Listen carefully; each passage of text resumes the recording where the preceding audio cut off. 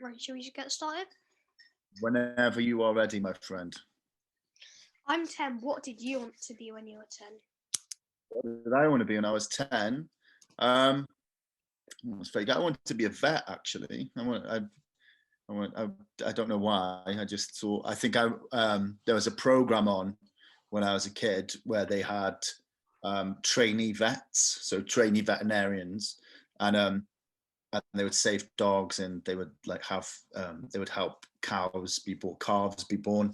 So I just thought I wanted to be a vet, yeah. But then it turned out to be a lot of hard work, so I decided to be a musician instead. Yeah. What music were you listening to when you were 10 as well? 10. So I had. So as if my cousins gave me. My cousin Christopher gave me 3 tapes, one of which was Killers by Iron Maiden, and a band called Anthrax. And then there was another one called Extreme. I'm willfully forgetting the name of that album. I'm not going to say it, but it was a rubbish album. But my mother got me into Bon Jovi as well. So she took me to see Bon Jovi when I was about 11, I think. So. Oh yeah. So don't they do Living on a Prayer?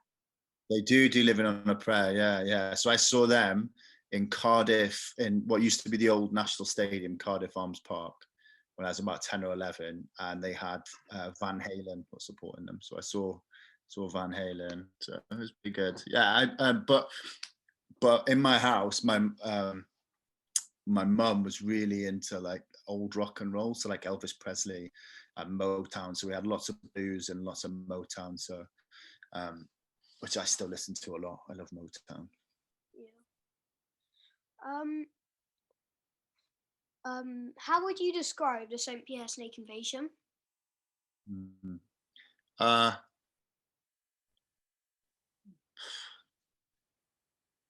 Slow. We're very slow at getting things done, I'd say. I don't know. In terms of music, I'd say we're like a hardcore band, but we're not your normal hardcore band where we're just shouting and being overtly aggressive. There's a lot of shouting, obviously. There is a lot of shouting, but there's a little bit, I think, yeah, we try to focus on making interesting hardcore instead of just normal kind of standard beat your chest music, you know? Yeah, because there's like loads of singers and like backup singers like Dev from Idols and our friend Bobby, who's in a band called The Pleasure Dome, and they like always have like permanent sore throats. Yeah, and that's it. And I can't really scream properly, so I don't know how to do. Those guys who are in those super heavy bands who are like, ooh, I don't know how to do that, thankfully. But so I have to do it in my own way. So that's, it's a good thing. It probably means that I'm ruining my throat, but at least I still kind of sound like me. Excuse me a second, Murphy.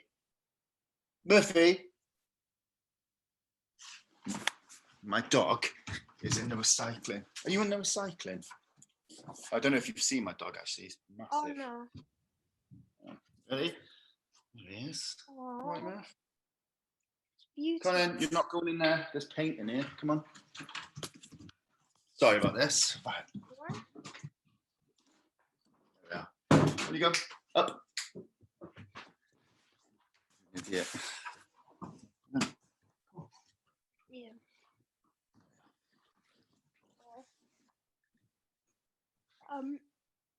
Wait, Mum's taken my pen, so I can't take stuff off.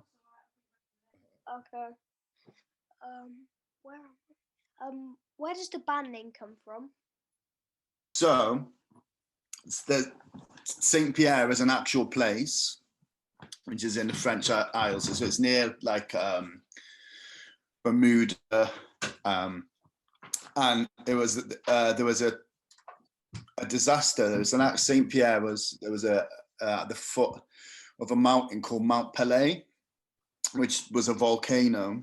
And so what happened one day in 1902, so at the end of April in 1902, there were like earthquakes, which caused a mudslide, which killed a couple of hundred people. Then there was sulfur came through the side of the mountain, the floor of the mountain, and displaced all these snakes, these big, they're called fer-de-lance snakes. They're really venomous snakes. And they killed a few people and ate some cows. And then they were eaten by these giant street cats that lived there. So, and then there was a big earthquake, another earthquake and a tsunami, and then there was a volcano. So, and I'd read that in a book, which was called, I think it was 101 lists. And one of the lists was the strangest disasters of all time. So, but it was, I chose the name because there was a lot of things that went wrong there. And at the time I was about 23, 24.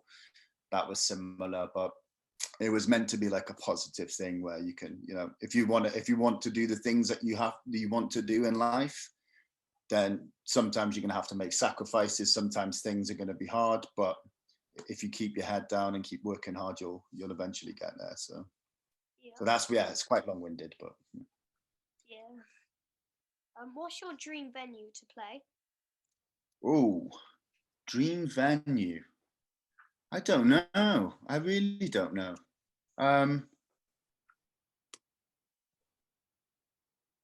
That's such a good question. I've never really thought about that, really. I just, to be honest, just anyone that's full would be nice. Anyone that's sold out. I don't know. Yeah, I've not played the 100 Club yet. That'd be nice to do that in London. That'd be nice. I've been invited there. You've been invited? Yeah, like right at the start of the scene, someone who worked there like emailed me and said that if I wanted to have a tour, I could do it anytime. Oh, amazing! I've been there. I watched. I watched Mets there with Dad after the Idols Ali Pali show, and that was really good. It was lots of fun. Yeah. Who is the most famous person you've ever met?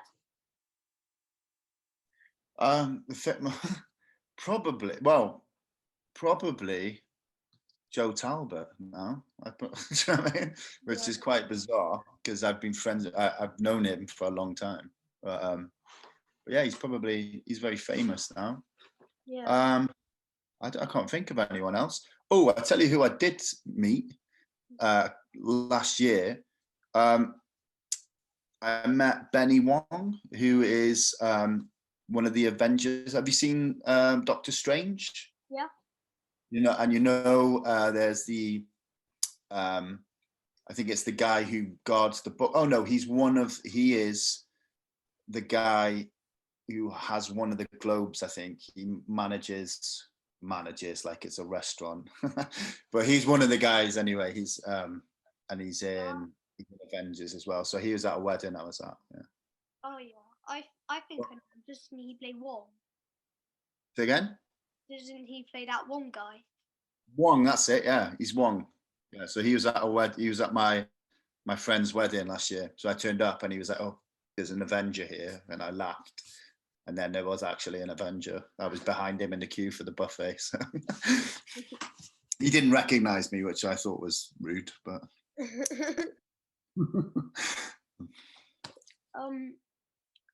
everyone wants to know when you'll get the first album on vinyl. I know, yeah. I don't know. We've been looking at this, so maybe I don't know. Maybe I'll look at it for New Year. We'll see if we can do it. It's my birthday in March, so maybe I'll try and release it. It's like a Christmas present for your fans.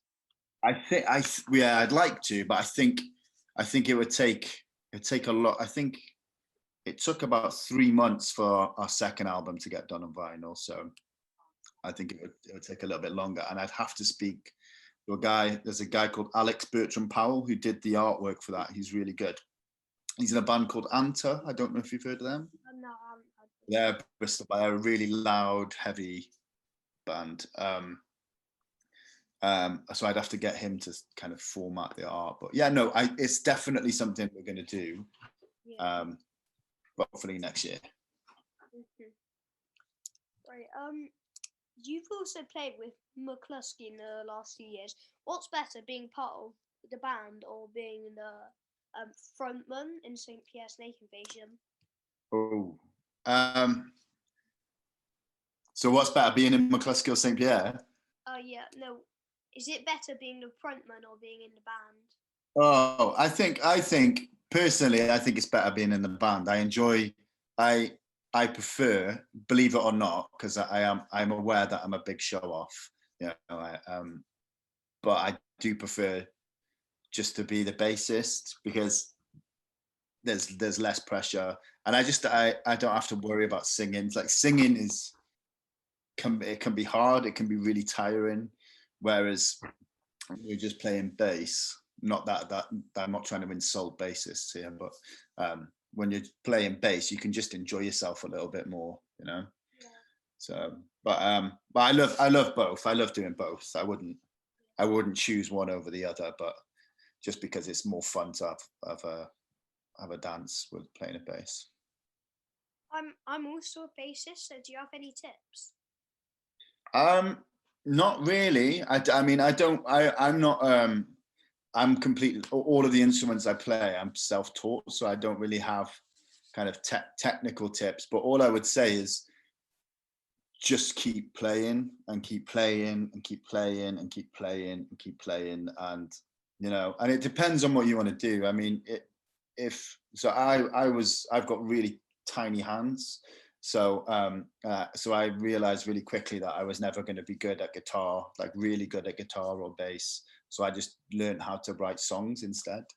So it depends on what you want to do. But if you want to be really good at your instrument, it's like anything, you have to keep doing it. If you want to be a good journalist, you have to keep doing it and doing it and doing it and just make it an obsession. So, but yeah. Well, you're 10. I didn't start till I was 12. So you've got, how long have you been playing for, Arlo? About 6 months because of the lockdown. Oh yeah. How are you finding it? Okay.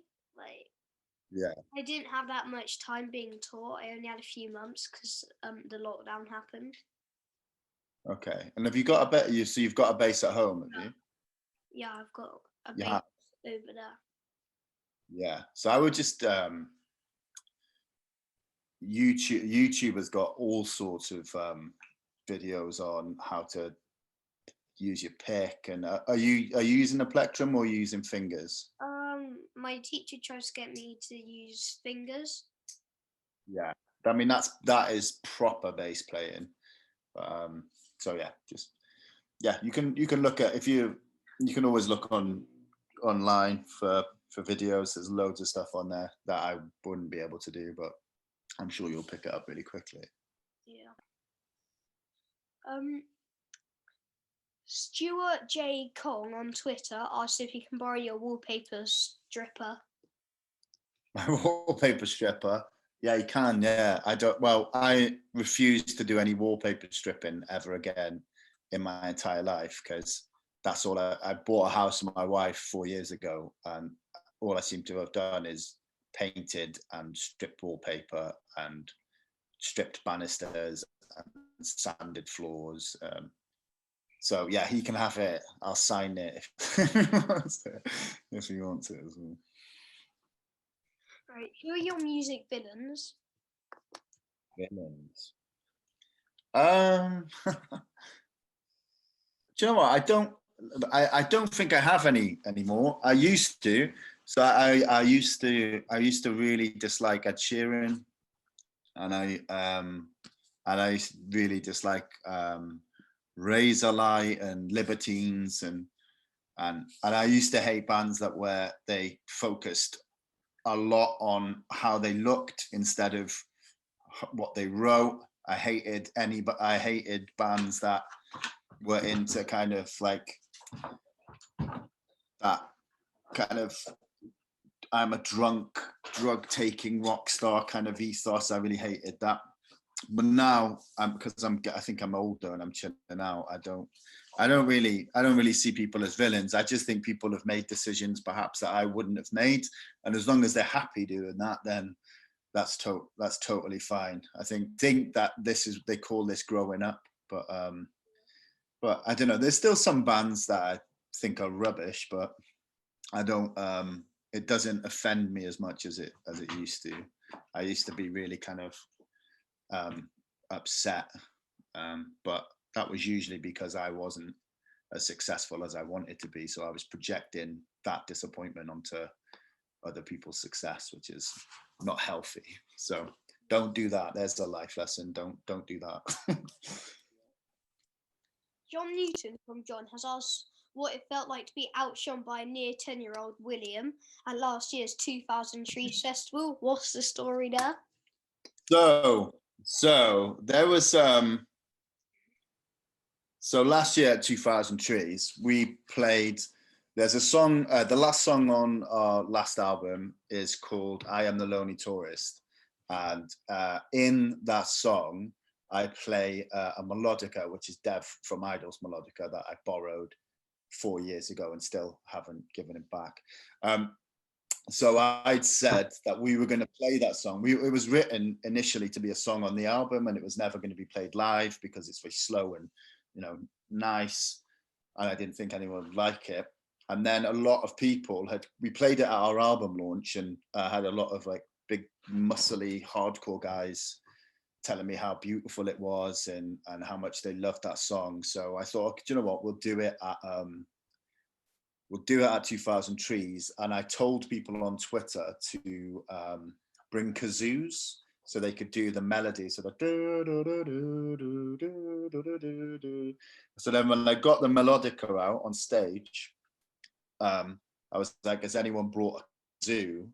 And this gentleman, I forget his name, which is, I should have remembered his name, but lifted his son up, who was like 3 years old, who had a kazoo. And I said, okay, well, let's get him on stage. So I had a young man called William come up with a kazoo, and he had headphones on, earphones on to like protect his ears. And he came up and kind of mimed the kazoo and mimed singing. And it was really beautiful. It's just a really nice moment. And I was more than happy to be outshone by him. I think it's one of my favorite things I've ever done. Stage is share the stage with that absolute legend. So yeah. I think I nearly got on stage with this like a famous band which I can't remember, like when I was free at Glastonbury. Oh yeah. But like I was sick or something. Oh no. No, that was when you were a baby. Oh Yeah. Oh, Mum's coming over to tell the story. Yeah, he's far too young to remember, but you went to Glastonbury when you were 12 weeks old. Mm-hmm. It was your first Glastonbury. And we were mates with the tour manager for Flaming Lips. Oh, right. So we had quite long discussions with the band about whether you were going to dance on stage with them when they were headlining. And I just decided in the end, I was just like, I can't. It's not responsible parenting. Like, you had your big ear defenders, but they really wanted to have a baby on stage. And I was just like, no. So I took you home instead. So sorry. That's good parenting. And look, I've got no doubt that you're going to end up on stage. One day. They're playing Bristol next year. I'll give them a call. Yeah. Maybe. Right, I'll leave you to it. Oh, I played the cymbals on my bum. What? Adam Vallely wants to know if you're ever going to give Dev his instruments back. No. So I've got so I've got Dev's melodica, and Dev has said that I can keep that pretty much. I've not got it in writing, but he said I can keep it. But I borrowed one of his basses, not one of his signature basses from Fender, but just one that he's got lying around the house, because my bass is in Cardiff with Mclusky, and I really wanted to do some writing during lockdown, so I had to go and get a bass off Dev. So he'll get that back soon. As soon as I can get to Cardiff and get my bass, he'll have it back, and I might even clean it. I'll buy him some new strings, and maybe I'll buy him some whiskey to say thank you. He didn't really need it though, because he can just get stuff for free now. Well, this is what I said to him. I said that to him. He was. I said, why I'm not getting fed Fender basses is ridiculous, you know. So, but you know, that's what friends are for, you know. It's nice to have, you know, Yeah. famous best mates. Yeah, you know, he bought me dinner the other week. It was really nice because he's rich and all that. Right, Marmite, yes or no? Okay. Oh, Marmite, yes, all day. Yes, that's the right answer. It is the right answer. Have you got Marmite and cheese as well? Is the Oh, yeah. what, like Have Marmite on toast, then milk cheese it on under the grill. that's correct. You are. I could compliments to your parents. They've raised a good in. It's weird because like me and my mum love Marmite, but my dad, my sister don't. So it's like this Marmite war. Yeah, I'm exactly the same. So, me and my three siblings, me and my two siblings, and my father love Marmite and cheese on toast, whereas my mum despises it. Absolutely despises it. So yeah, there's always one. You've always got one who's not quite right in your family, innit? So. What do you like best about Bristol? Oh, I think just the people I've met. You know, I grew up in Wales in various little towns and villages, and there wasn't a lot happening there, and it was like there was quite a lot of angry people there because they didn't have a lot to do, and so there was lots of fighting and stuff like that, and it wasn't very nice. If you didn't look normal, you'd get lots of trouble. And in Bristol, I felt like I was able to come and be the person that I always wanted to be. So it's a very accepting place, and I just think it's just really nice people. You know. What about you? What do you like about Bristol? Yeah, really good like ice cream places. You know, creams. Yeah. Like, Oh yeah. That's amazing. What's your favourite ice cream flavour? Yeah, just like chocolate fudge volcano thing. Yeah. Nice. But there's like loads of brilliant venues like the Louisiana. Yeah. Have you been? Have you tried their pizza? Because they can't put on gigs. They're temporarily a pizza place now. No, I haven't. Really I haven't.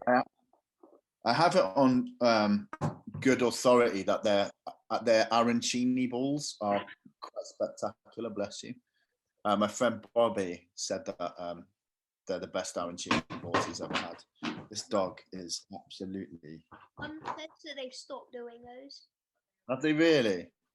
That's a shame. But no, I've not tried it. What pizzas do they do? They do like anchovies, like onions and mushrooms, pepperoni, parma ham. What about a 5 cheese? Have they got a 5 cheese on the menu? Because that's. I don't I'm know. a sucker for a quattro formaggio. You know. Yeah. No, I Love it. made the mistake of having chorizo, parma ham, and anchovies last time I went there because that was the saltiest thing I've ever tasted. Yeah, I mean chorizo and anchovies. That's quite a mixture. Is that what? Can you make it yourself, or was that on the menu? No, you get to pick your toppings. To be fair, yeah, I do like salty stuff though. Yeah. I'm a big I prefer, you know, if someone's going to the shop and they say, "Do you want any snacks?" I'll always go for like a sausage roll or a Scotch egg over like a donut or a cake or something like that. It's always the salty stuff. Yeah.